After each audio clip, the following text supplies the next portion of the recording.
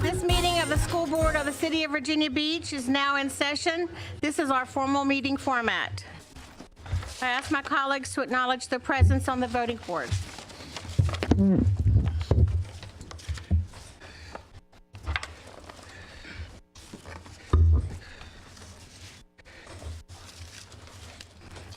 At this time, I'm asking everyone to join me in a moment of silence.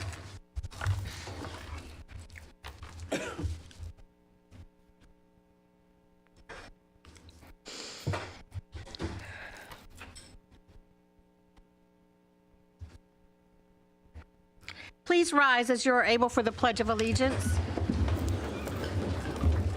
I pledge allegiance to the flag of the United States of America and to the republic for which it stands, one nation, under God, indivisible, with liberty and justice for all.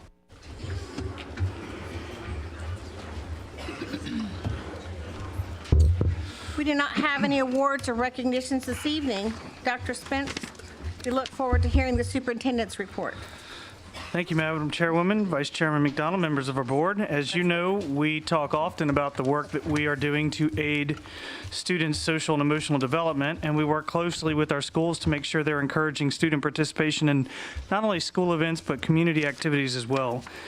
Because we know that the more students plug in, it increases their own understanding and feeling of connection to their school and wider community.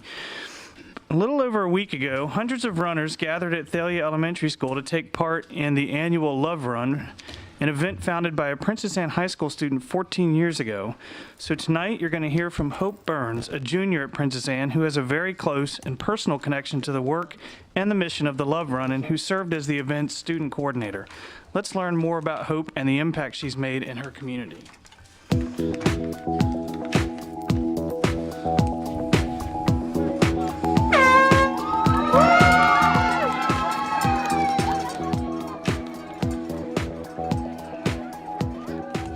Oh, it was so fun. Oh my goodness. There was probably 600 people there at the event.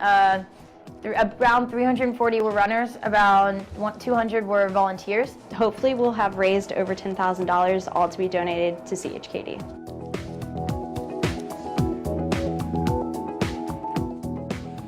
My brother Hunter, he's 5 years older than me, and when he was 3 years old, was diagnosed with brain cancer, and he nearly died a lot of times when he was young, and the hospital was just very important to my family ever since then. It occurred to me that this is something that I could help plan. Like, I could execute this whole event that I've been going to since I was a kid. Like, I could be one of those high schoolers who are running this show, and I bet I could do it really well. Hope is eager and charismatic and fun and loud and very driven. She's very passionate. I'm extremely proud of Hope.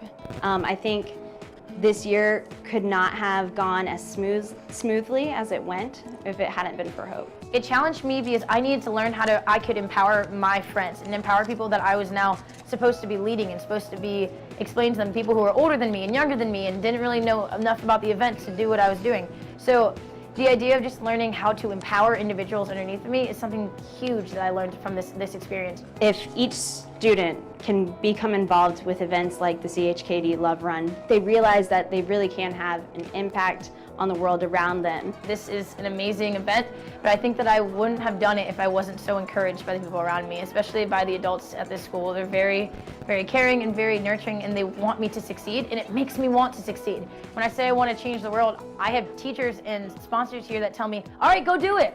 And I'm like, all right, sounds good. Like, that's the way that it should be. I think that giving students an opportunity for success is the best thing you can do.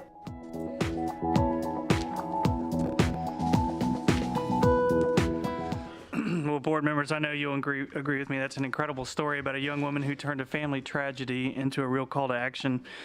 I particularly love how she shared that it was her school community and her advisors who helped guide and encourage her to do her best work and to be a world changer. With her passion and enthusiasm, we have no doubt that Hope will continue to do great things in the years to come. This evening, however, we are hoping that some of those great things will happen on the soccer field because she can't be here with us tonight because she has a soccer game, and so we do wish her all the best. But I do want to acknowledge that her principal, Danny Little, is here. And Danny, we just ask you to stand up. We want to thank you for your leadership.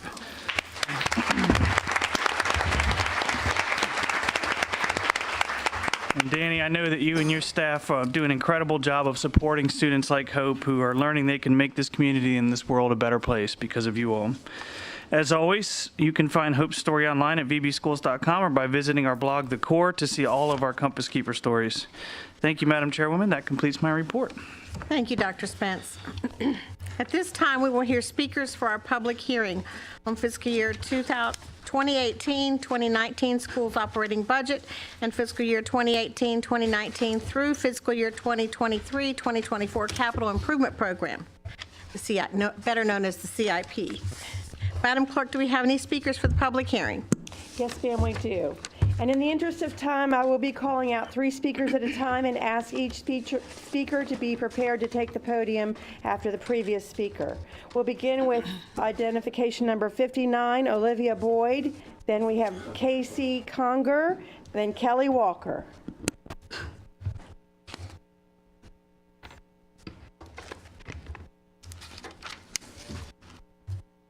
Welcome. Dear school board members, Dr. Spence, and community members, thank you for allowing us to address you this evening. My name is Olivia Boyd, and I'm a 5th grader at Princess Anne Elementary School here in Virginia Beach. I came tonight to represent Princess Anne Elementary School to share a project that we have started this year that requires your support. We like to call it Project Play. We want to be clear, we are not requesting any additional funds or resources. We are asking that you consider protecting the capital improvement program funds already budgeted for improving and replacing play areas at schools around Virginia Beach. Please keep that money where it is because we have a lot more learning to do. We would be grateful to just get a new playground with the money set aside for this, but we are more excited about the idea of students being asked to solve real-world problems that impact us, like working with school officials to find a playground that meets all of our needs. Some of the ideas we have to improve our playground include: the design needs to include age-appropriate equipment for our whole school, including pre-K through 5th. We have decided that current accessibility with students with disabilities is not enough. We want our playground to be inclusive and appropriate for everyone to play together. If we can work together to get this right, we're confident it will be an improvement that can be spread to other schools in Virginia Beach in the years ahead. Different grade levels have chosen to focus on different elements of the project so we can learn from each other. We have learned so much already this year, as you may have read in the email describing the project that we have sent to you earlier this week.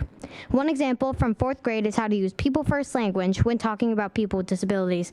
For example, it is way more respectful to say a child with special needs than to say a special needs child. Just by focusing on the fact that they are a child first reminds us all there is a lot they can do, even though they may face some challenges. That doesn't define them, and they should be able to be a kid, which includes our future playground. This is not just for me, my teachers, my friends, or my sister Charlie, who is in 1st grade, but it is also for all the students who will come in the years ahead. Even though as a 5th grader, I won't see the end of this project during my time at Princess Anne Elementary, I will never forget the things that I have learned already. This type of learning can create so much confidence in different aspects, such as making change in this community. Thank you for your time and consideration. Please keep the funds up for ground improvement where they are. I understand that budgeting can be a challenge in so many different ways. I hope that we have shared how this project is more than just a playground and is valuable. Thank you.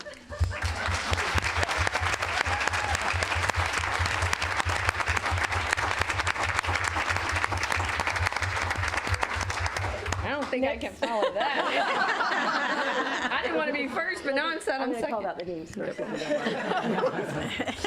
So now we have Casey Conger, then we have Kelly Walker, then Dawn Uman. Good evening, Chairwoman Anderson, Vice Chair McDonald, school board members, and Dr. Spence. My name is Casey Conger, and I'm the principal at Creeds Elementary. I'm here tonight on behalf of my fellow elementary colleagues to address a budget consideration discussed at the February 20th workshop. I wholeheartedly support and believe teachers are deserving of a pay raise, but not at the expense of devices not being funded one-to-one in grades 1 through 3 or a possible redistribution of devices in grades 4 through 12. I first want to express my sincere appreciation for funding the initial phase of the digital expansion across several schools, including my own. I also want to say thank you for your consideration for the additional ITS positions in the proposed budget so that schools like Creeds will have the opportunity to have a full-time ITS next year. Tonight I will be sharing specific examples for my school. However, please know that schools across the division will feel similar impact. The teachers at Creeds have spent the last 3 years pouring themselves into professional development and have worked to transform instruction in every classroom across all subject areas. If you follow Creeds on Twitter, you will see that we still dig for worms. We enjoy time exploring in the frog bog. We cut and glue and use glitter. We spend time in our Zen lab practicing mindfulness and meditation. We perform stage productions and community concerts. We have STEM Tuesdays and I Wonder Mondays, and we work really hard to reach the whole child. But what you also see is the strategic use of technology that has transformed the way teachers teach and students learn. You will see first grade students using Seesaw and receiving feedback from their military parents overseas. You will see our teachers embracing Schoology and Google Classroom to vary their instruction based upon student interest and needs.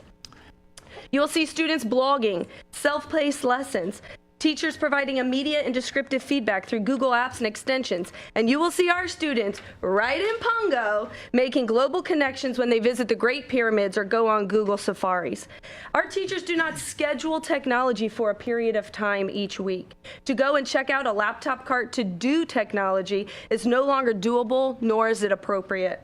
Technology is so infused into our daily work in a way in which it can no longer be separated out.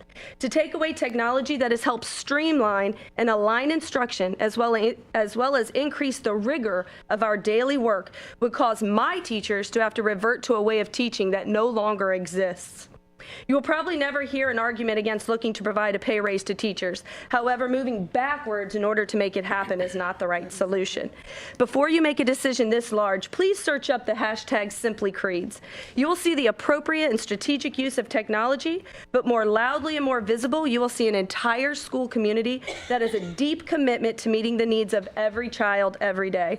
Technology across all grade levels, even K through 3, is an important catalyst to making this happen. Thank you for your time and consideration.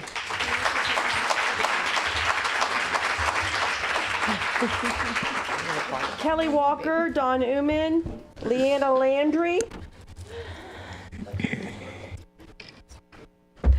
Good evening, Chairman Anderson, Vice Chair Edwards, members of the school board, and Superintendent Spence. My name is Kelly Walker, and I'm the president of the Virginia Beach Education Association.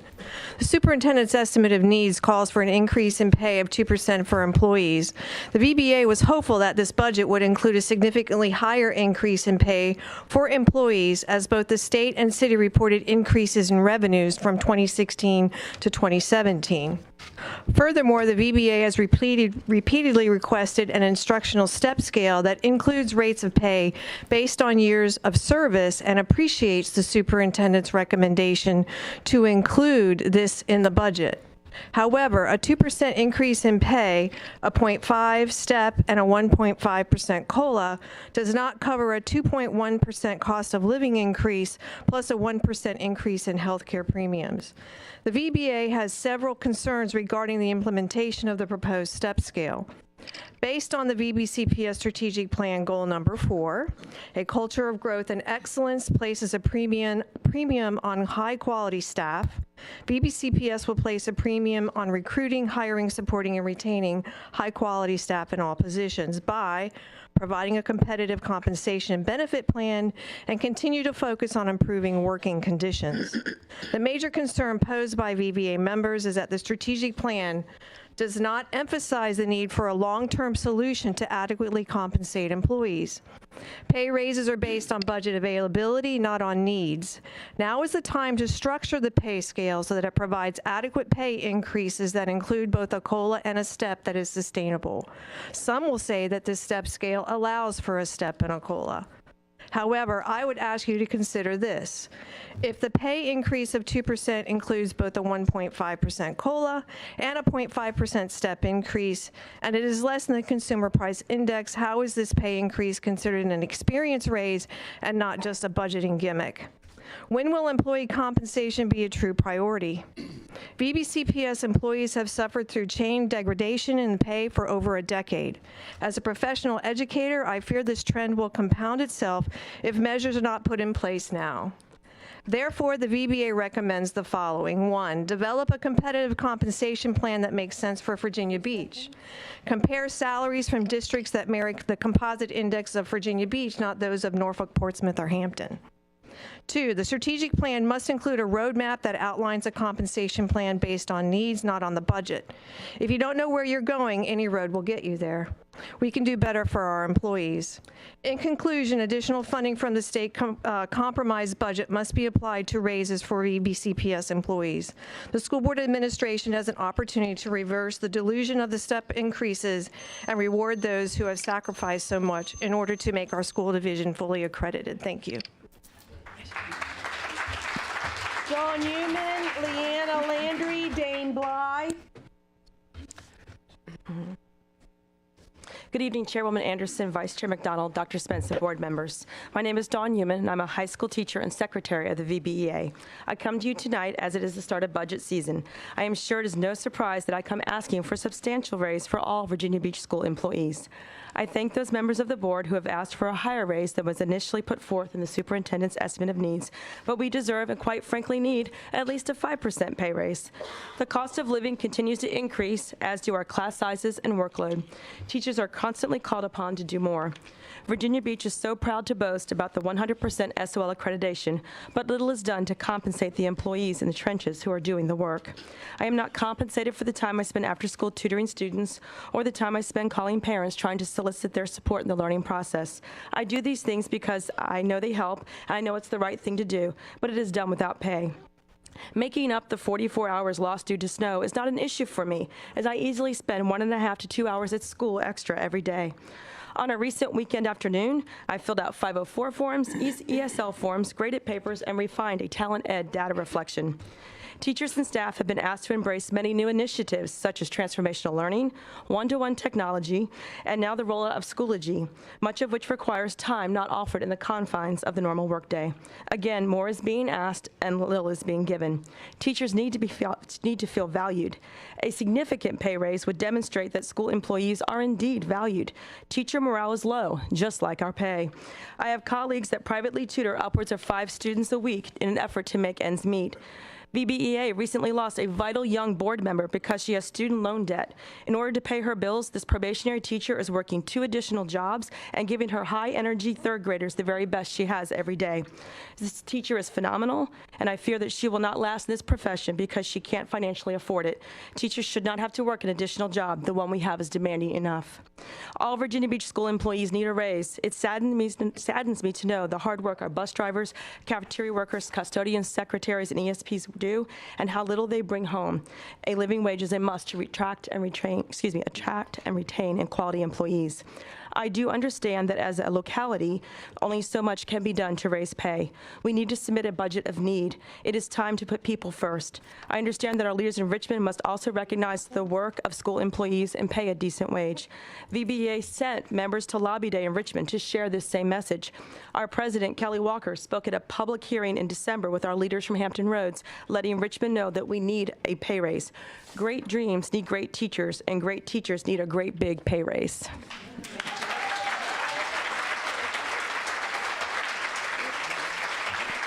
Leanna Landry, Dane Bly, Caitlin Jensen. Good evening, Chairwoman Anderson, Vice Chair McDonald, school board members, and Dr. Spence. My name is Leanna Landry, Assistant Principal at Strawbridge Elementary School. I've been part of the digital conversion and transformational learning reform since 2014, first as a classroom teacher, now an assistant principal, both at Digital Anchor schools. I am thankful the school board has supported and funded the one-to-one technology initiative. I've gained experience and perspective as a classroom teacher and administrator and speak to you tonight from both lenses. Technology impacts students in grades 1 through 3 and would be detrimental if removed or drastically reduced from their learning. With technology, students are engaged, have choice in their learning, and are able to have their work personalized. Throughout the day, you could observe students taking a journey in their favorite book, creating pyramids, journaling in a notebook, and investigating in our learning garden. During those exact same moments, you will see students gaining access to a story in a digital book, investigating through a hyperdoc, collaborating in a Google document, and recording in a digital journal while sharing their work through a digital portfolio. During small group language arts and math, students are immersed in digital text and activities on their independent level through programs such as Imagine Learning and 10 Marks. Instructional hints and videos are embedded so the students can tackle challenges and grow as a learner. Based on this data, teachers can provide differentiated, direct instruction on specific skills and continue to teach, plan, and assess. With one-to-one devices, students become agents in their learning and are able to eliminate barriers that present themselves when all students are expected to perform the same assignment in one specific way. Recently, third grade students were asked to create a simple machine that solved a problem. Students had the choice of showing their knowledge through creating a model, performing a play, or creating a digital presentation. Regardless of the pathway the student chose, they were all proficient. Assignments like this equip and empower students to make meaningful choices and take purposeful action in support of their learning. A second grade teacher explained that when the stress of handwriting is removed from a struggling student, they are able to focus on their creative thoughts and writing process. The student is able to participate in the assignment with confidence, and the teacher is able to assess a true reflection of the student's capability. In alignment with our district-wide PBIS goals, students participate in goal setting using their devices to reflect on the success or challenges with their teachers and parents. Through the use of Seesaw and Class Dojo, parents receive daily updates on their students' academic and social-emotional progress, not weekly in a folder. A parent shared recently that the highlight of their day was viewing a recording of their child reading a book out loud on Seesaw. The VA STAR program has ensured that all students have access to a free device at home if needed. The above learning moments are not isolated to once a week for a set amount of time in a specific location. They occur organically and naturally throughout the day, depending on the specific learner, and require each student to have their own device. Going back to the prior way of teaching would be a huge step backwards for students and teachers. Thank you. Jane Bly, Caitlin Jensen, Michelle Menashe. Good evening, Madam Chairwoman, Mr. Vice Chairman and members of the school board. My name is Dane Bly. I live in the Bayside District, and I am the budget chairman of the VB Spark Education Association. We think greater citizen involvement in school matters is badly needed, and we agree with Dr. Spence's statement in the estimate of needs that, quote, the budget development process enables a broad spectrum of individuals and organizations to bring their ideas to the school board and provide input on how money will be spent. So this evening, the VB Spark Education Association has a number of speakers presenting some of our ideas for the budget, and we'll follow up with a written brief as well. So I'd like to share a few thoughts on the first topic and recommendation, which is an online checkbook. In Goochland County, they have an online checkbook, or they call it a check register, and their citizens can easily monitor school and county government spending. It's a simple way for all of us to hold one another accountable and increase transparency. The Goochland County Director of Financial Services, her name's Barbara Orlacher. She responded to some questions that I had about their program, and I'll quote what she wrote back to me. She said, I'm writing in response to your inquiry about an online check register and credit card activity reports. We've been doing it for several years, and the process was not difficult. We would be glad to discuss our processes with representatives of Virginia Beach government if they are interested. Thank you. So we strongly recommend the school board authorize contact with Ms. Orlacher and begin the process of creating our own online checkbook. And again, we think it will increase transparency and information flow, have better citizen involvement. And I'd be happy to share the website. It's really simple. Let's utilize this technology. You just go to the website and click, and there's Excel spreadsheets, and it lists all their expenses. And it's a very simple way to do that. So thank you. Caitlin Jensen, Michelle Menashe, Raymond Chang. Good evening. My name is Caitlin Jensen, and I am the ITS at Cook Elementary, so it obviously goes that I would be against any moves to get rid of technology for young kids. Tonight, though, I wish to address employee compensation. It's beyond time that employees receive more than a paltry 2% raise. I've been an employee of VBCPS for 11 years, and the largest raise I've ever received was 4%. Over the years, most raises have been eaten up either by the 5% VRS contribution or health care increases. In my 11 years as an employee, I've gone from paying $0 for excellent health insurance with no deductible and very small co-pays to paying constantly rising rates to cover our family with insurance, which is becoming increasingly restrictive with ever-increasing deductibles and higher co-pays. Most employees must weigh the benefit versus the costs of going to the doctor. Oftentimes, our employees end up sicker and having to take more time off of work.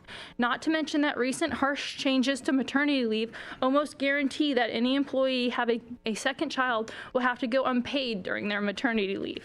During my time as an employee, we have also lost double employee benefits, which benefited my family and helped to ameliorate the effects of stagnant salaries. The cost of living in Virginia Beach continues to escalate at a pace that is pricing your employees out of living in the city they work in. Don't even get me started on the price of childcare and preschool. My mother retired early from the school division to care for our child because she could see that we were never going to be able to save any money if we had to pay the going rate for childcare in Virginia Beach. As I researched preschool programs for my son for next year, I had to mark numerous programs off my list because we simply could not afford them. As a teacher, I know the value of sending my child to a quality preschool that will help prepare him for the rigor of our kindergarten program. So my husband and I will make sacrifices to provide it for our son. But I resent that two people with master's degrees have to sacrifice to provide their child with preschool, shelter, food, and health care. The cost of living continues to escalate and pay raises remain minimal at best, yet you continue to ask employees to do more and more each year. If you want to attract and retain the best employees, then you must address the issues of pay compression that have resulted from the removal of step increases long before I was an employee. I'm an 11th year teacher and my husband is a 5th year teacher, both with master's degrees, and the difference in our pay is only $1,817. I feel pretty confident that there aren't many professions where 6 years more experience results in such a small difference in pay. Teachers are leaving the profession and the thought has crossed my mind more than once. I know that many young teachers in my building no longer come into the profession thinking this is what they will be doing in even 10 years' time. This should concern each of you because teaching has always been a lifelong profession and suddenly it's not. Why is that, and what are you going to do to address that issue? The fact is Virginia Beach provides students with a high quality education with lots of bells and whistles, but you are failing your employees. We don't feel valued and you need to solve this problem. Thank you. Michelle Menashe.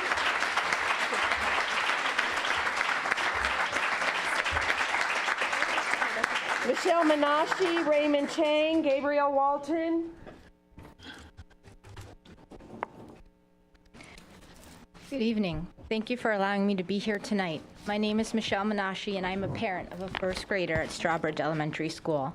I'm here tonight to express to you the importance of keeping the one-to-one technology in our elementary school for grades 1 through 3. My son is a first grader, and he uses his Chromebook daily, multiple times throughout his day. His ability to use his Chromebook has allowed him opportunities to investigate and further his learning in ways he may not have otherwise had this ability. It's given him the ability to learn at the level that is specific for him and to help meet his own needs. His education would not be all that it could be without the use of his Chromebook on a daily basis. I will give you an example. My son showed an interest in stars. Now he has a phenomenal teacher who truly gets him and promotes the use of technology. And she was willing to go on a mission with him to further his learning. She gave him the idea to do a research project. He was able on his Chromebook over a few days to research all that he wanted about this topic, write a report, then create a Google slideshow, which he then wanted to present to his class all about stars and how they were made. The one-to-one Chromebook for my son enhanced his education and differentiated his learning. Now, he is only 6 years old. It helps get him excited and interested to learn more. This past weekend, he wrote me a list of 7 other slideshows he wanted to create to help educate and promote what he learned to his class and his peers. He has an interest to do more and learn more. He uses the interactive learning tool, Imagine Learning, and he reads about conjunctions, learns about conjunctions. The next day, he's asking me about the rules of conjunctions. Mom, can we use the conjunction weave we have in the sentence, weave to go to the store? I just learned it yesterday at school on Imagine Learning during rotations, and it should make sense. It's a conjunction, weave to go to the store, but it doesn't sound correct. All of this because he's able to learn where he needs to be on his Chromebook. As a weekly volunteer, I see all the students using their devices, and every single one of them is not only learning, but having fun at the level that is appropriate for them as an individual.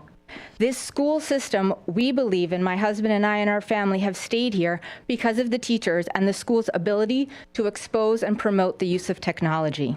Although our students, my son included, might be perceived as young, this is their foundation where they're learning how to help promote and use technology in the proper way. It's helping individualize learning, making it fun, and helping our children be the best that they can be. Raymond Chang, Gabriel Walton, Jeff Cobb, then Mary Wales. Madam Chair, Mr. Vice Chair, members of the board, and Dr. Spence, thank you for this opportunity to speak. My name is Ray Chang, and I'm the president of VB Spark. I'd like to talk to you today about capital improvements. Let me start by commending Dr. Spence for an award he recently received for the architectural and environmental splendor of our schools. Without detracting from that award, these things do cost money, and I did some arithmetic. Princess Anne Middle School, slated to be completed in 2021 at a cost of $78.9 million, comes to $52.6 thousand per pupil. For comparison, constructed schools in Suffolk came in at $23.5, Newport News $24.9, and Norfolk $25.9. That's more than a factor of 2. Callum High School was completed in 2014 at $102 million. That's a per pupil cost of $51,000. Let's compare with Loudoun County at $46.9. Now, the median income there is $117,000 per household, and we outspent them. Brickell Academy was completed in 2017 at $63 million. That's a per pupil cost of $45,818. Compare that with the statewide average, $26,319. Suffolk, $21,000. Norfolk, $23,000. Newport News, $24,009. We're very proud of our schools. They're beautiful. They're wonderful. They cost money. Please, let's look for some savings as well. Thank you. Gabriel Walton, Jeff Cobb, Mary Wales.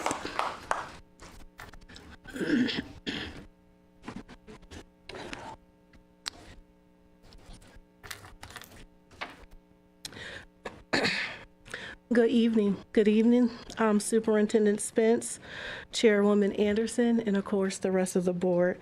My name is Gabrielle Walton. I currently teach 6th grade science at Princess Anne Middle School. I'm excited about that new school, by the way. First, I would like to thank you for all of your efforts. Today, I am here to speak about employee compensation. For the last 12 years, I have taught for Virginia Beach City Public Schools and have watched my take-home pay stay relatively stagnant. My pay has not increased at the same rate as inflation or the cost of living. Actually, after health insurance, can you hear me? Mm-hmm. Okay, after health insurance and deductible increases along with retirement contributions, I make less money than I did 10 years ago. As a mother and a wife, I am finding it harder and harder justifying to my family why I continue to be a teacher when the lack of true pay increases has caused a financial strain drain on our household. I love teaching. I love kids. I really couldn't imagine doing anything else. It deeply saddens me that I must consider moving jobs to a district that offers better pay and benefits, or just leaving the teaching profession altogether because I cannot afford to stay. And I am not alone. These are the sentiments I hear from my colleagues also. We have had many discussions when we have asked ourselves, is our work valued? Do we mean anything to our school district? Do we mean anything to our community? The truth is, I have colleagues who cannot afford to buy a home in Virginia Beach. We have implemented Joy Ambassadors and Joy Fairs to raise morale. But the reality is that it's hard to be joyful when you are wondering if there will be enough money in your paycheck to cover your family's basic living expenses. We are taking on second jobs, cutting out extra activities, buying secondhand, and doing whatever we can to make ends meet. I would like to reiterate that we do this after going over 10 years without a true salary increase. We did our part. We continue to give 100+% through those rough financial times of Virginia Beach public schools and our city. However, I still wonder how morale would be if our salary increased at the rate as our workload has increased. I wonder this sometimes as I review data, create lessons, integrate technology, evaluate papers, offer feedback, multiple opportunities for mastery, come in, stay late, collaborate, support students after school, on the weekends. The list goes on and on. I and my colleagues, we do these things to support our students, for them to be successful. Okay, I asked that the school board include a 5% raise for all employees for the 2018-19 budget. Jeff Thank you. Cobb, Mary Wales, Paul Day, Ian Lehot.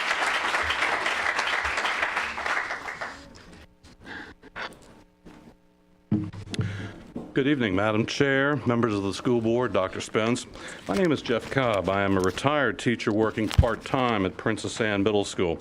I speak to you this evening to request that you present to the City Council a budget of need that includes at least a 5% raise for all staff. I appreciate the many challenges and competing priorities that confront you as you prepare this document.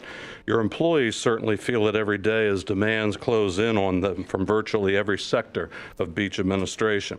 We do not have, nor do we really want to take, the opportunity to choose which priority among our many tasks will win out. We address them all, from evolving technology with rapidly changing procedures, test pressure in many areas, growing needs from our students and communities, and changing expectations in some cases of what conduct we should be tolerating in the classroom.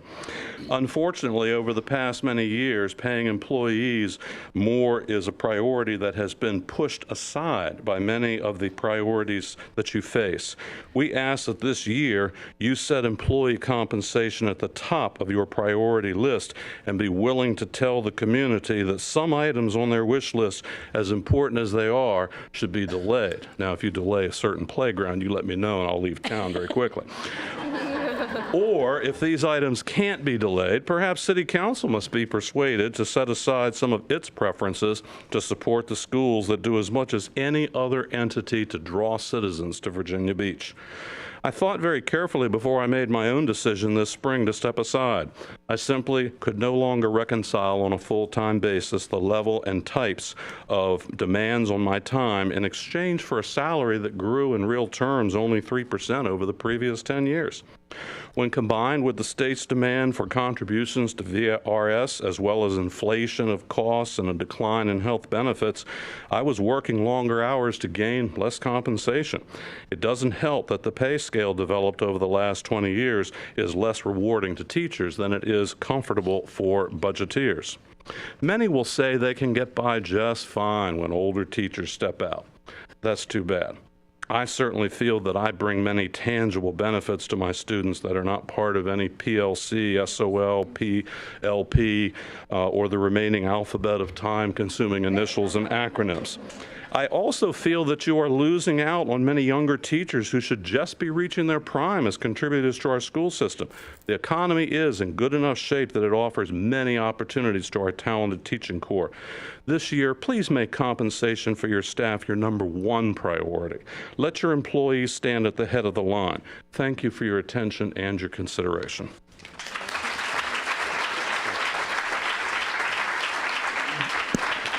Mary Wales, Paul Day, Ian Leach. Good evening, Madam Chair, Mr. Vice Chair, and members of the school board. I'm here tonight on behalf of VB Spark Education Association. I have listened with interest as the school board has discussed the budget. When I see blueprints for future schools and listen to the costs to build them, I know we can cut some of these costs. It isn't necessary to have large open foyers with curvy designs. This just compounds the financial concerns because it will obviously cost more to heat and cool these buildings. A simpler, cost-effective design can still facilitate an engaging learning environment. Outside contractors who provide teacher training are costing the division a lot of money. Often these workshops have nothing to do with elective classes, such as theater, construction, or catering. Yet these teachers are required to attend the workshops because of the 22 hours of continuing education. Of course, this is on top of getting their license renewed. Perhaps teachers could have 15 hours of training while using experienced educators in our system as the instructors. This could be more site-based, allowing different disciplines to have their own training instead of one fit for everyone. Differentiation would allow all teachers to actively participate, and I feel it would certainly be a lot more valuable. Keep the printers in the teachers' classrooms. The large copiers are very costly and come with hefty maintenance contracts. They break down often and cause tremendous frustration and chaos as teachers chase down another printer in the building. The small printers are less expensive and seldom break down, not to mention the convenience for teachers and students to have them in the classroom. Some of these suggestions would allow you the opportunity to pay our teachers more without the suggestion of a tax increase. If our system wants to encourage and retain young, talented educators, the pay must be competitive. One young woman told me she is planning on leaving education at the end of the school year because, to quote her, the pay is poor, insurance is high, and I can make more money bartending. That's a sad commentary. Older teachers who are ready to retire, and probably should, are staying longer because they know they can't live off their retirement. Because 63% of the 3 highest years is what teachers who are retired are getting. It makes it very difficult to live off of this. I retired 3 years ago and have to supplement my income. I hope you truly take these ideas into consideration. Thank you for your time. Paul Day, then Ian Leach. Good evening, Dr. Spence, Chair Anderson, and Vice Chair McDonald. I'm here to talk about a very hot topic that's been discussed across the country. Recently, the incident that occurred at the state of Florida. I'm currently the first Vice President of Virginia Beach Education Association, known as SPARK. I'm also a retired 27-year veteran with the Virginia Beach Police Department. Currently, we have law enforcement officers at the high school and the middle school level, but for some reason, we have either forgotten or neglected the fact that we have not provided the same security in the elementary schools. These students range from ages 4 to 10 years old, including our pre-K students who are the most vulnerable. Under the partial House Bill 1392 passed by the governor a few years ago, and the Virginia State Code 18.2-308.1 reads as follow. School security officers carrying a firearm or performance of duties authorizes a school security officer to carry a firearm in the performance of his duties if, within 10 years immediately prior to being hired by the local school board, he was an active law enforcement officer in the Commonwealth. 2, he retired or resigned from his position as a law enforcement officer in good standing. And 3, he meets the training and qualifications to carry concealed weapon, handgun, as a retired law enforcement officer, which I can tell you now we are qualified every year to carry that handgun. We as the SPARK team are recommending the 2 part-time officers in each elementary school. These officers would not require health benefits, overtime, sick leave, or any benefit that full-time employees are afforded because they are under the Virginia retirement system. Most of the cost to having retired law enforcement officers in the elementary schools are salaries, approximately $1.6 million. There will be some logistics and possible additional training to implement. I feel with the cooperation of our chief law enforcement officers, Chief Severa and Sheriff Stawley, this would be a successful endeavor. I would like to remind this board for the past several years that you have 2 retired police officers who are armed and work in this particular school administration building, and that you also have a uniformed officer in the back, Officer Bedeau, that attends all school board public meetings for your safety and security. So I implore this board and Dr. Spence that it's time for you to act on HB 1392 under Virginia State Code 182308.1. We need to protect all of our students at every grade level and implement armed security officers in our elementary schools. Thank you.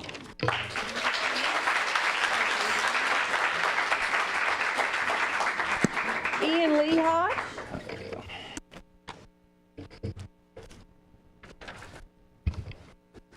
How are you guys doing?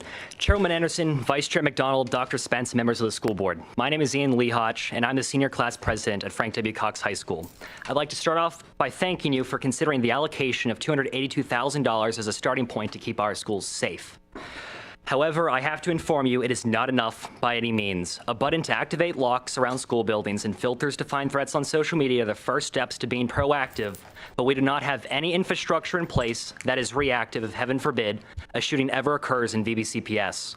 That is why I encourage you to look into the Guardian Active Shooter Detection System for all of our schools. With this security system, the second a gunshot goes off, the exact location of the shot is sent to the VBPD and every cell phone and laptop of the school's personnel. Knowing the exact location of the shooter is a tactical advantage that will save lives. Having a father who served as the FBI Norfolk SWAT team leader for 10 years has taught me the value of seconds and personnel response time for any intense situation. This system in itself may not solve the entire issue of school safety, but it would at least get the first responding officers and school security an advantage that would drastically reduce the number of shots fired. We cannot choose Chromebooks or big fancy buildings over the safety of America's most valuable commodity, our children, our very future. We could simply take $1.2 million, which is 0.13% of our budget, to install the Guardian systems in all of our high schools as a starting place.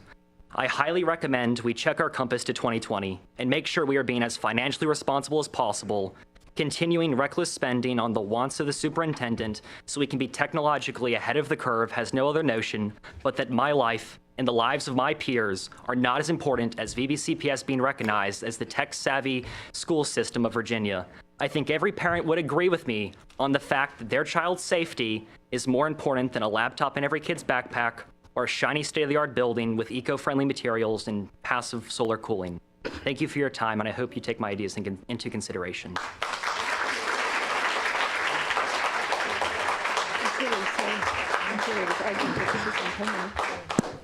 Madam Chair, that concludes the public hearing for those who've signed up in advance.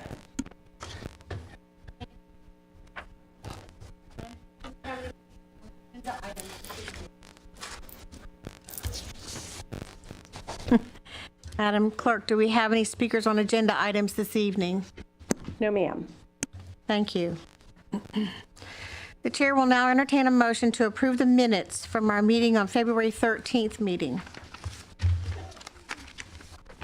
Mrs. Manning has made the motion, seconded by Mrs. Rye.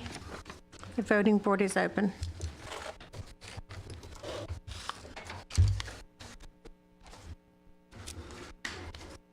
The minutes of the February 13th meeting have been approved.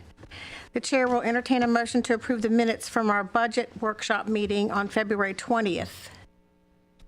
Mrs. Riggs has made the motion. Mrs. Melnick has seconded. Voting board is open.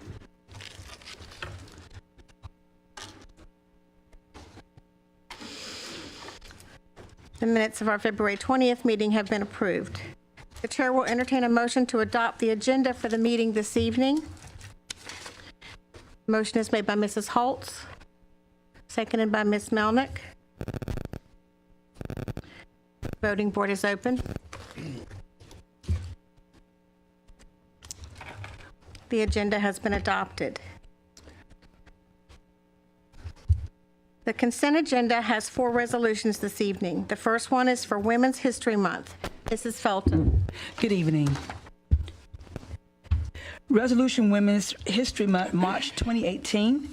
Whereas women of every race, color, and ethnic background has made historic contributions to our schools, community, and nation in countless recorded and unrecorded ways. And whereas women have played and continue to play a critical economic, cultural, political, and social role in every sphere of American life through their service as a significant portion of the labor and volunteer service. And whereas women have been traditionally underrepresented as leaders in areas of business, science, technology, and government. And whereas today's children have the opportunity to learn about the significant contributions of women as leaders, not only in securing their own rights of sovereignty and equal opportunity, but also as leaders in the forefront of every major progressive social change movement, which create a more fair and just society for all. And whereas, despite their many contributions, the role of women in history has been consistently overlooked and undervalued in the literature, teaching, and a study of American history. And whereas the school division strategic framework Compass to 2020 calls upon our staff, students, and community to support a culture of growth and excellency for all people. Now, therefore, be it resolved that the school board of the City of Virginia Beach recognized the month of March 2018 as Women's History Month in Virginia Beach City Public School. And be it further resolved that the school board of the City of Virginia Beach encourage all students, schools, and citizens to celebrate the many contributions and accomplishments of women in our community and our nation through participation in Women's History Month activities. And be it further resolved that a copy of this resolution be spread across the official minutes of this board, adopted by the school board of the City of Virginia Beach this 27th day of February 2018. Thank you, Ms. Felton. The next resolution is for School Social Work Week. Mrs. Holtz. All right. Resolution for National School Social Work Week, March 4th to 10th, 2018.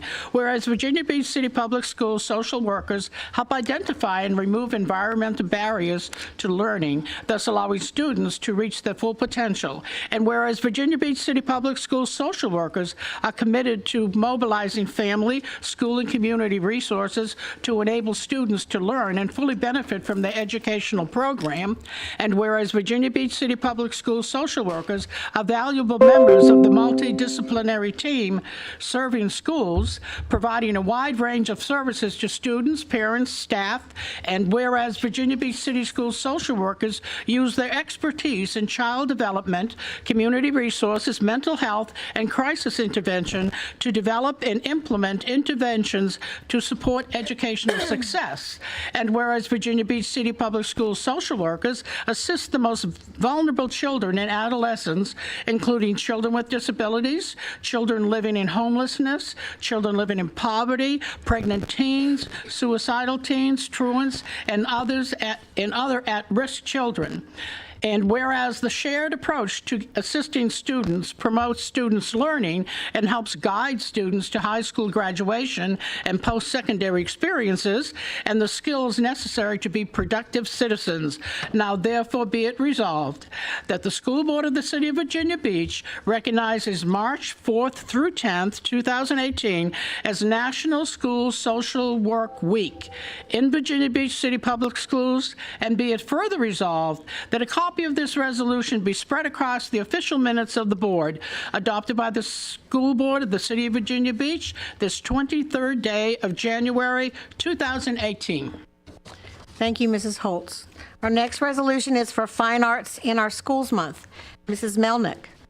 Whereas fine arts programs in Virginia Beach City Public Schools provide curricular, co-curricular, and extracurricular experiences in art, dance, music, and theater arts for all student members of the school community and for the Virginia Beach community at large. And whereas the school board of the City of Virginia Beach is cognizant of the importance of fine arts to all our students, not only while they are in school, but also throughout their lives.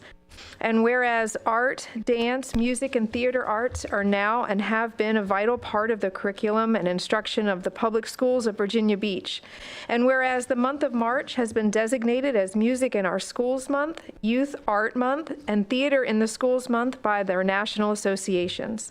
Now therefore be it resolved that the school board of the City of Virginia Beach recognizes the month of March 2018 as Fine Arts in Our Schools Month in Virginia Beach City Public Schools.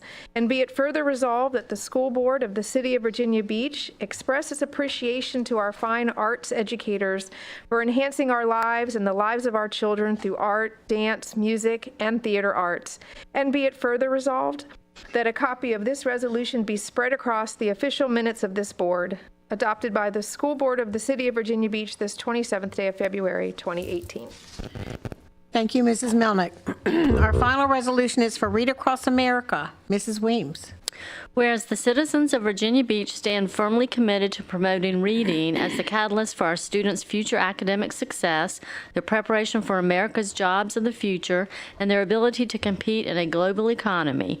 And whereas Virginia Beach City Public Schools has provided significant leadership in the area of community involvement in the education of our youth, grounded in the principle that education investment is key to the community's well-being and long-term quality of life.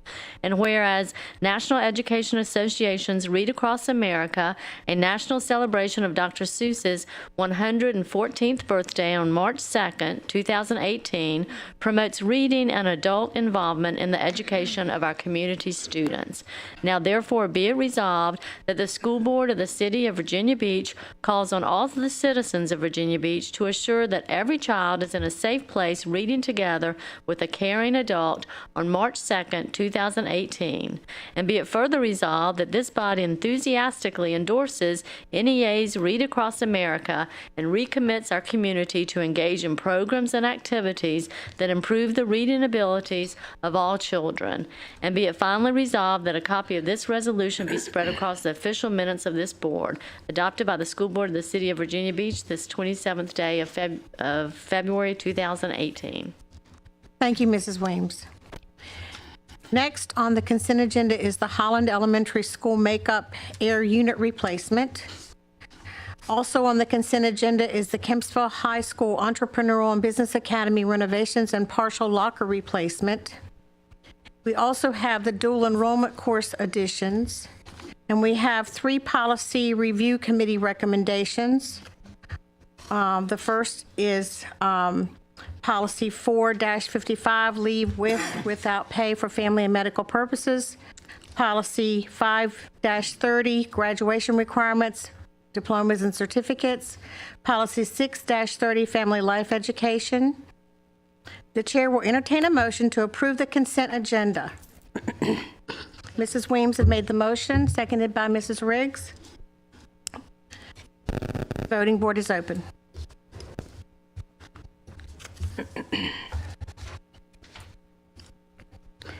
The chair will now entertain a motion to approve the personnel and administrative appointments. The motion is made by Mrs. Felton, seconded by Mrs. Melnick. Is there any discussion? The voting board is open.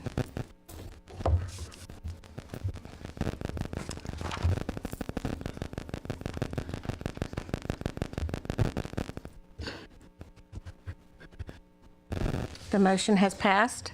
The chair will entertain a motion to approve the VSBA Excellence in Workforce Readiness Award application.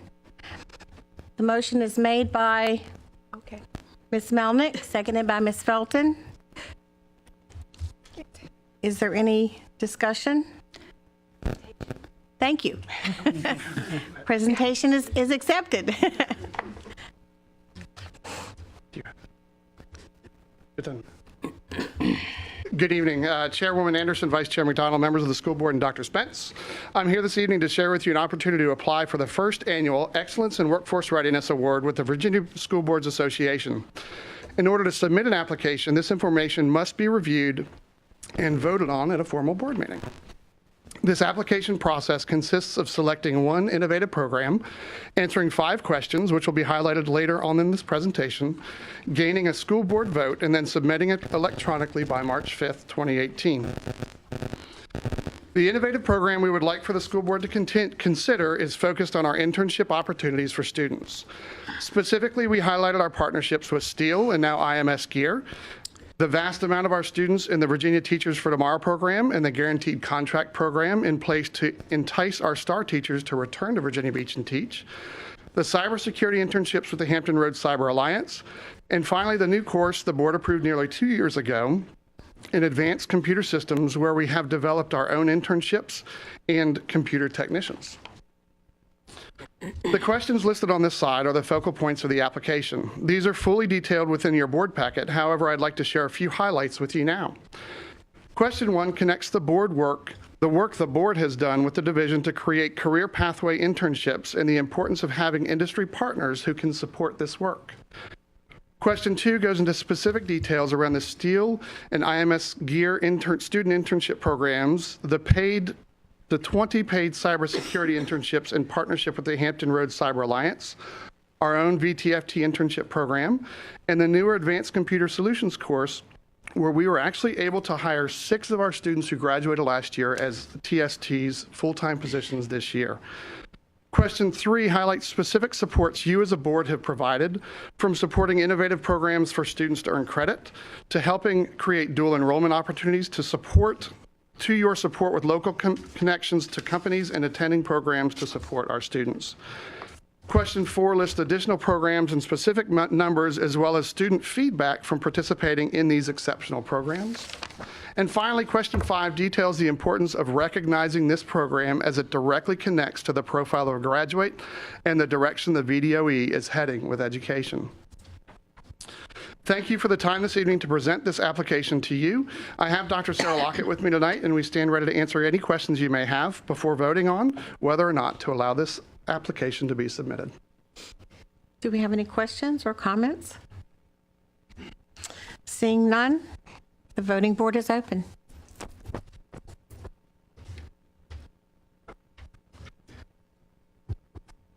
Thank you. Thank you. That motion has passed. The chair will now entertain a motion to approve policy 7-21. The motion is made by Mrs. Riggs, seconded by Mr. Edwards. Is there any discussion? Ms. Manning? So under this policy, I just want to clarify something. Previously, we have authorized the committees themselves, the citizen advisory committees who report to the school board, to go through the process of choosing the members that they feel that they need on those committees. And then the school board ultimately authorizes those committee members, correct? It's not 100% true. Some of them have to come through the school board. SEAC, the Special Education Advisory Committee, the Gifted Advisory Committee came through. Others were appointed by the superintendent. So what we've tried to do is elevate all of them to the same status. In addition, you've had the Career and Technical Education Committee that has now been elevated to a Citizens Advisory Committee. So there has been a variety of ways of doing it. You're used to seeing special education and gifted come here, and I'm not sure we've appointed any of the other ones, mostly the superintendent appointments for those. Now all these committees, if there are citizen members, will now come to the school board to approve the citizen members. Okay, but that's not stated in this policy, that how they become approved. No, that is as discussed by the Policy Review Committee. We had originally offered it as part of this policy. After some discussion, we realized that there were a lot of procedural aspects that technically generally don't appear in policies. So the suggestion for the Policy Review Committee was to drop that back down to a regulation. So now it would read 721 is your overall umbrella policy for Citizens Advisory Committees with general conditions for Citizens Advisory Committees. Then there will be regulations. 721.1 will be the regulation that talks about how you will recruit, how you will appoint them, them and some other conditions about that. After that, the remaining regulations that follow actually list each separate committee that will be a Citizens Advisory Committee. So what you're talking about, the procedures for appointing, remaining on the committee, filling vacancies, all now appear in Regulation 721.1. So since it's a regulation, the school board no longer controls it. The superintendent gets to decide how these committee members are appointed. Is that correct? Correct, and that was sent back to the Policy Review Committee after the February 13th meeting. The Policy Review Committee discussed this issue. They've added, since that time, the subsection G on the third page of Policy 721, which reads changes to Regulation 721.1. The superintendent is required to provide notice of intended changes to Regulation 721.1 at least 30 calendar days prior to such change taking effect. After discussion, the School Board Policy Review Committee decided that that would be the way to handle it. That way, if the superintendent did make some changes, it would have to come to you to take a look at as a whole school board overall.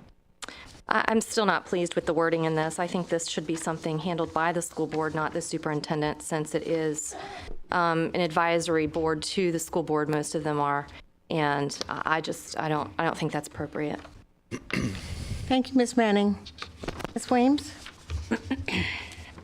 I think you answered some of my questions and concerns, but I too, if we have an advisory board, say SEAC, Special Education Advisory Board, they know, who they have on their committee, they know what they're looking for, they know, they interview and they vet everyone to make sure all the parents with children with disabilities are represented, and I just think that we should really give them, they have that kind of the expertise, and they're going to be advising us. So I think that we should give them the latitude of choosing who is on their committee. So I'm not going to be able to support this at this time. Thank you.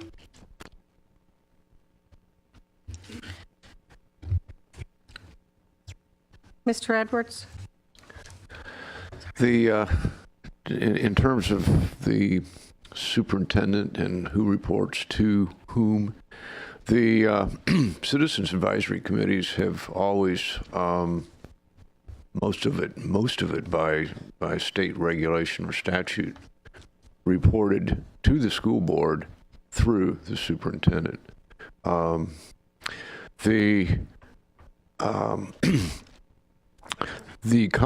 current wording is a compromise. We heard the concerns at the last meeting, but the degree of detail in terms of how the appointments are done is very parallel with the degree of detail that flows down from policy into regulations in every other program in the school division.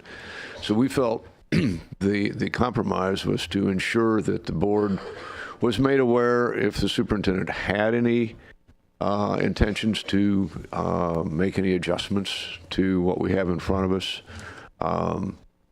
But we left the final authority with him, but we also left at least 2 school board meetings intervening that if the board wanted to suggest to him that those proposed changes might be made different, that opportunity would be there, and there's no question about if the board provides him suggestions, he has as do all superintendents, a pretty good track record of taking those suggestions. So I think this compromise on that wording, and in terms of Mrs. Weems' concerns relative to the appointment process, we did find that the current process was a hodgepodge where committees were dealt with differently.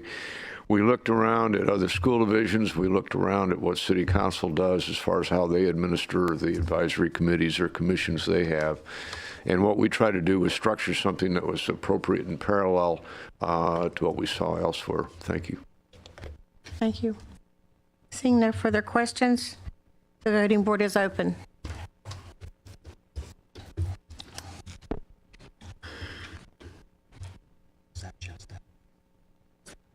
No, it was just that one. Yes. This is 721. That was just for 721, correct. The chair will now entertain a motion to approve Policy 7-22. The motion is made by, do I have a motion? Mrs. Riggs, seconded by Ms. Holtz. Is there any discussion on this policy? This one is on Special Education Advisory Committee. Ms. Weems. Can you just clarify it? Is it basically the same and we're just going through every committee? Yes, ma'am. Instead of combining them together? Yes. Okay. And Because again, they on were separate. 722 They were is was a policy, it is now becoming a regulation. It looks slightly different, but is essentially the policy in a regulation form. It will that once you've repealed this, the superintendent will then load up tomorrow the regulation that matches this, so it'll be on the website by tomorrow. Okay. Ms. Rye? I just want to offer further explanation that now that we have the umbrella policy, these next, what is it, two, This should be three, four, and they were previously separate policies. There's now an umbrella policy covering all with the umbrella regulation, and then staff will work with the individual committees for their specific bylaw. Correct. Instead of, to make sure we didn't have Updates. conflicting policies and regulations, the policies that existed for these committees will then become regulations. Those regulations will go on the website tomorrow, and then I will then go out and work with the various committees to make sure that all their the bylaws and procedures are consistent with what the policy and regulations are now requiring. So to reiterate, these are being proposed for repeal because they've all been merged into policy 721. That's what I thought. Is that accurate? I'm sorry, what was that? It's, there's a combination. Some of the things will now go into 721, the overall Citizens Advisory Committee, but the actual elements of the individual committees will now appear in the regulations as they do in the policies. And anything that referenced how you recruit members, how you appoint members, that now appears either in the 721 policy of the umbrella policy of the regulation 721.1. So each one, we need to vote each separately on each one, correct? Yeah. Or you can make a motion that all they're basically the same thing. They are going to repeal them to make them regulations. So that would be policy 722, 724, 726, and 727. Yeah, I move that we vote on 13C 2, 3, 4, and 5 together because it's. Yeah. We already have a motion on the floor at this time, so. That motion is Well, just for let's quickly vote. 722 to repeal 722. I can do a substitute motion, I believe. You can do a substitute motion. Yeah, that's what Do I you have a just second? did. Second. Thank you, Mr. McDonald. Mrs. McLeod has made the motion, seconded by Mr. McDonald. Clarifying the motion on the floor, the submotion would be to approve the repeal of policy 721, the repeal of policy 724, the repeal of policy 726, and the repeal of policy 727. They'll be replaced by the corresponding regulations set forth in the cover sheet. Correct. 722. Yeah, you said 21, but you meant Sorry. 22. You did. Yes, I thank you. That's right, 722. Mrs. Mellon. Yeah, we've Thank you. already approved 721. Mrs. Manning? Okay. Ms. Weems? Yeah, I do want to thank the committee because I do like a couple of things here, even though I can't support it. I do like the annual report that each advisory committee will give, and also the idea of having a liaison from the board to attend those meetings. I really like those too. But I want the advisory committees that will be advising us to pick their own folks that are going to be on their committee. Thank you. And just one clarification, that any citizen members of those always did have to come back to the school board for final approval. It would be just the nominations at the end. Okay. So the motion on the floor is to approve 722, 724, 726, and 727, all at one time. Ms. Holtz? No, I'm. Oh, okay. For the board. Oh, The voting board is open. we need a motion. Oh, we already had it.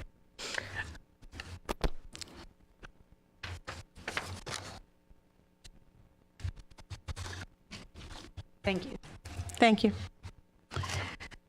Under information this evening, we have the preliminary SAT 8-9 test results.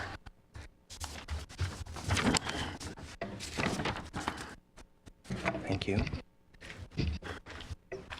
Welcome. Thank you. Hi. Good afternoon, Chairwoman Anderson, Vice Chair McDonald, members of the board, and Dr. Spence. My name is Scott Dunn, and I'm a testing specialist in the Office of Student Assessment. As a reminder, in September, we reviewed PSAT 8-9 assessment results for fall 2015 and 2016. This evening, I will present a brief overview of the fall 2017 PSAT 8-9 assessment results for Virginia Beach 8th grade students. First administered in the fall of 2015, the PSAT 8-9 replaced the College Board Ready Step assessment. The replacement was a result of the College Board redesigning their suite of assessments and eliminated the Ready Step. Subsequently, these changes required VBCPS to determine how to move forward with measuring college and career readiness at the middle school level. Despite the title, PSAT 8-9, the PSAT 8-9 is only administered to grade 8 students in Virginia Beach schools. Next, we will provide an overview of the College Board assessments, delve into the results from October 2017, and discuss the alignment with VBCPS navigational markers. The PSAT 8-9 is the first test in the College Board's SAT suite of assessments. Designed for 8th and 9th graders and tightly aligned with the SAT and PSAT, the PSAT 8-9 establishes a baseline for college and career readiness as students enter high school. The PSAT 8-9 measures the reading, writing, and language and math skills students need for a college and a career. After the test, students and parents receive feedback on how ready students are for college, along with tools to help them improve. The PSAT is administered in grades 9 through 11 and the SAT to grades 9 through 12. By providing this assessment in grade 8, both our students and staff are able to gauge college and career readiness prior to entering high school and get a head start on this journey earlier than the vast majority of 8th grade students across this country. All tests in the SAT suite of assessments are on a Common Core scale that provides consistent feedback, enabling teachers to adjust instruction to better support students who are ahead or behind. Being on the same scale means the score a student receives on the PSAT 8-9 is an equivalent score that a student would have received on the SAT if he or she had taken it on the same day. The PSAT 8-9 provides a college and career benchmark for students and reports a college readiness benchmark for each section of the assessment. A score at or above the benchmark indicates on track to be ready for college at the time of high school graduation. Before we delve deep into the data, it is important to note that we are only looking at grade 8 data. Virginia Beach students make up slightly more than half of the total grade 8 students in Virginia who participated in PSAT 8-9. For that reason, I will not be noting comparisons between VBCPS as a group and the state as a group. I will, however, make comparisons between VBCPS and the nation, in which approximately 529,000 students participated during the fall 2017 administration. We are going to begin with discussing the evidence-based reading and writing and math mean scores. Then we will discuss the total mean scores. Total mean scores are derived from the combination of the evidence-based reading and writing and the mathematics sections of the assessment. During the presentation, I will refer to evidence-based reading and writing as just reading and writing. This screen shows the mean section scores for reading and writing. As a group, Virginia Beach 8th grade students performed better than their peers at the national level by 12 points in 2016 and 15 points in 2017. The 2017 VBCPS reading and writing mean section scores increased by 1 point. 5 schools showed an increase in the mean score, while the nation's scores decreased 2 points. The reading and writing mean section scores at 10 of the 14 schools and VBCPS was the same or higher than the national reading and writing mean section score in 2016 and in 2017. Excuse me. In 2017, the highest reading and writing mean section score was at Old Donation School with 551, followed by Great Neck and Plaza Middle Schools with scores of 458 and 438 respectively. This screen shows the mean section scores for math. As a group, Virginia Beach 8th grade students performed better than their peers at the national level by 6 points in 2016 and 8 points in 2017. The 2017 VBCPS math mean scores decreased 4 points. The schools showed an increase in the mean score while the nation's scores decreased 6 points. The math mean section scores at 7 of the 14 schools and VBCPS was the same or higher than the national math mean score in 2016 and in 2017. In 2017, the highest math mean score was at Old Donation School with 531, followed by Great Neck and Princess Anne Middle Schools with scores of 437 and 427 respectively. On the screen are the total mean scores for each middle school, VBCPS, the state, and the nation.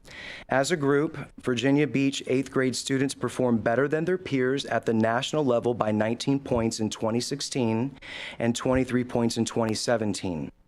The VBCPS total mean scores decreased by 4 points in 2017 from 833 to 829. 5 schools showed an increase in the total mean score while the nation scores decreased 8 points. 8 of the 14 schools showed a higher score than the national total mean score in 2016 and in 2017. In 2017, the highest total mean score was at Old Donation School with 1,082, followed by Great Neck and Princess Anne Middle Schools with scores of 895 and 864 respectively. Now we're going to transition and explore data for the percent of students meeting the college readiness benchmark we mentioned earlier. The next 3 slides will provide results for the college readiness data. This chart indicates the percent of students who scored at or above the reading and writing college readiness benchmark of 390.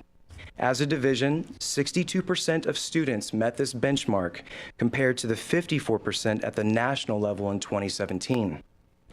The percent of students at VBCPS who met the reading and writing college readiness benchmark increased by 1 percentage point in 2017. 8 of the 14 schools maintained or showed an increase in 2017 in the percentage of students who met or exceeded the reading and writing college readiness benchmark. In 2017, the schools with the highest percentage of students meeting or exceeding the reading and writing college readiness benchmark was at Old Donation School with 100%, followed by Great Neck Middle School with 83% and Princess Anne Middle School with 73%. This chart indicates the percent of students who scored at or above the math college readiness benchmark of 430. As a division, 42% of students met this benchmark compared to the 37% at the national level in 2017. The percent of students at VBCPS who met the math college readiness benchmark increased by 3 percentage points in 2017. 9 of the 14 schools maintained or showed an increase in 2017 in the percentage of students who met or exceeded the math college readiness benchmark.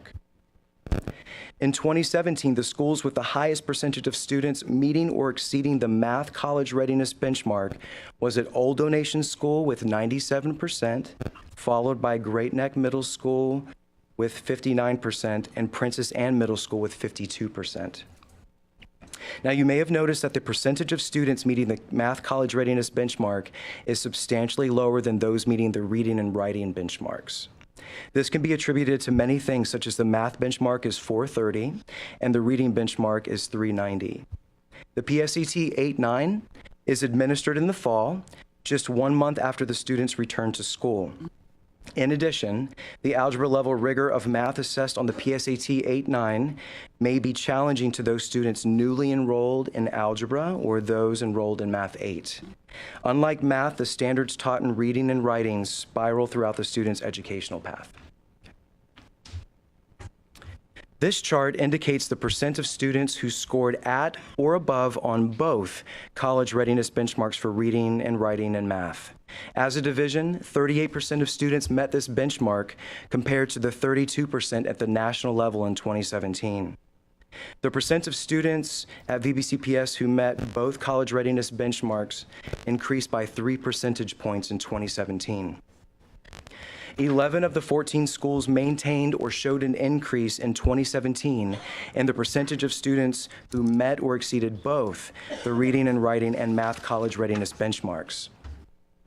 In 2017, the schools with the highest percentage of students meeting or exceeding both college readiness benchmarks was at Old Donation School with 97%, followed by Great Neck Middle School with 56% and Princess Anne Middle School with 46%. As mentioned earlier, their PSET 8-9 promotes attainment of the goals and strategic actions encompassed to 2020 by measuring if students are on track to be college ready. The PSET 8-9 results are reported as one of the division's navigational markers within Compass to 2020. Noted on the slide, the results are reported under Goal 2 multiple pathways. All students will experience personalized learning opportunities to prepare them for post-secondary education, employment, or military service. The navigational marker for PSAT 8-9 is the percentage of 8th grade students meeting college readiness benchmarks. Results for 15-16 and 16-17 are currently posted, and the results we discussed today, noted on the screen, will be posted in the upcoming weeks. Okay. Now, overall, several Virginia Beach schools maintained performance or showed improvement from last year. VBCPS as a group showed increases in the reading and writing mean section scores and both the reading and writing and math college readiness benchmarks. VBCPS's performance on the reading and writing and math sections, as well as the reading and writing and math college readiness benchmarks, exceeded the nation's scores in each of the 3 years that we have administered the PSET 8-9. Now, this concludes the presentation for this evening. At this time, I'm able to answer any questions you may have.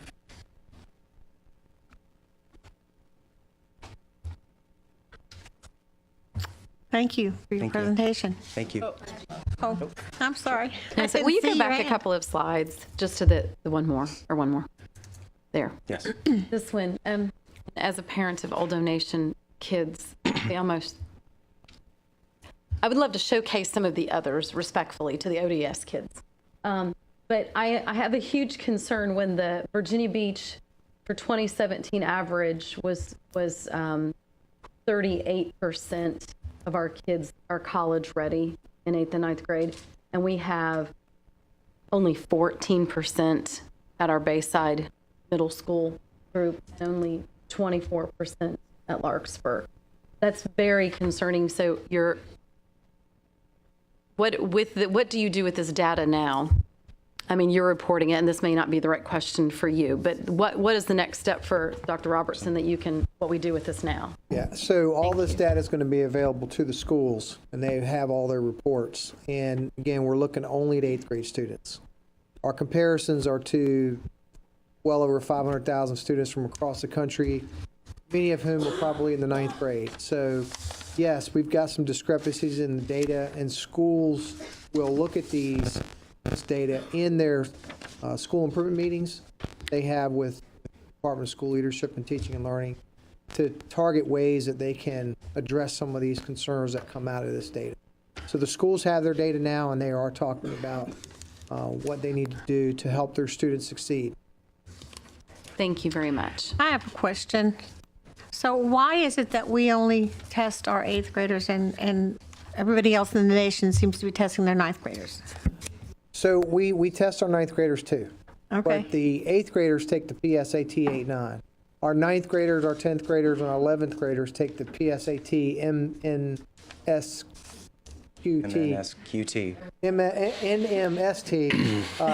test in grade 9, 10, and 11, and we report grade 10 as part of our navigational markers. I see. It used to be that we only tested a select group of 9th grade students if they were in advanced classes, and we made a decision a couple years ago to test all of our 9th graders to give us that information as well. Okay, thank you.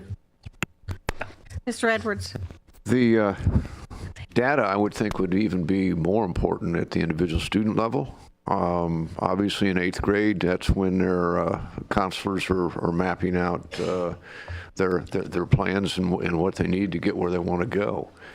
And I think it's, this macro look that board members are supposed to have is good, but the fact that we are doing it and using it, I'm sure, to work on a student-by-student basis is what I find really impressive in terms of what we're doing for our students.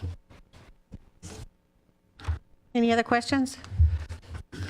Thank you. Thank you.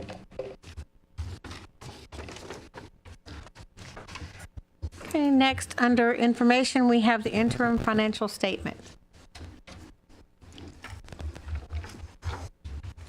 Good evening, Chairwoman Anderson, Vice Chairman McDonald, school board members, Dr. Spence. As of January 31st, the overall revenue trend remains acceptable at this point in the fiscal year, as illustrated by this first graph. As previously shared with the board, currently our estimated shortfall in state revenue is approximately $345,000 based on the governor's proposed amendments introduced in the caboose bill. Our federal revenues continue to remain acceptable.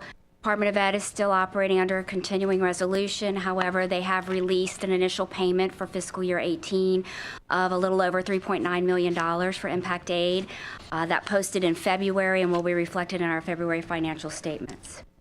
Sales tax receipts remain on an acceptable trend as illustrated in this next graph. Year to date through January, we are approximately $440,000 higher than last year. And in February, we're seeing a little decrease of about $32,000 over February of the previous year. And the final graph shows our expenditures and encumbrances trend also remains acceptable at this time in the fiscal year. That concludes the presentation. Be glad to answer any questions you have. Any questions? Thank you very much. Do we have any standing committee reports? Ms. Riggs? For the sister cities, we are continuing to plan the upcoming breakfast. It is now, we have decided it's going to be April the 19th. And so many of you will, all of you will be getting invitations to that. So we're continuing, like I said, continuing to plan that to showcase sister cities and the ambassador, the youth ambassador to our sister city. So we're looking forward to that. Thank you. Any other reports? Ashley, do we need to say anything about the CIP report? Okay. I didn't know if you had anything you wanted to say. We met with Tony and the city the other day. He gave us a rundown of the CIP, the schools, and where we were. So as well as the city officials were there. And I don't think there were any particular concerns or questions that weren't answered that we needed answered. So, did you want to say something? Just we need more money for capital improvement. Yeah. I'll go ahead and reiterate what I shared at that meeting and I shared in the workshop. Bayside High School is my neighborhood high school that my children should have attended. They will finally, if with the current funding that's provided to them in 2058, that building could be completed. My daughter will be 59 years old. So we do need to see if we can get some more CIP money to increase or decrease the time that we build these schools that need to be built. And I believe it was pointed out that in 2008, I believe, Mr. Arnold pointed out earlier that in 2008, the state cut us by $14 million. And so that's $14 million we could have had each year, and it has not been restored yet. So we are pretty much just getting by. I know it sounds like we have a huge budget, but we are really short when it comes to our CIP fund. So we've been very creative with our CIP fund and in doing what we've done. So I commend Tony and his group of what they've done, because we have really not had the money that we've had in the past since 2008. Right. And we keep falling further and further behind on building schools. So here we go. Thank you. That concludes our formal meeting.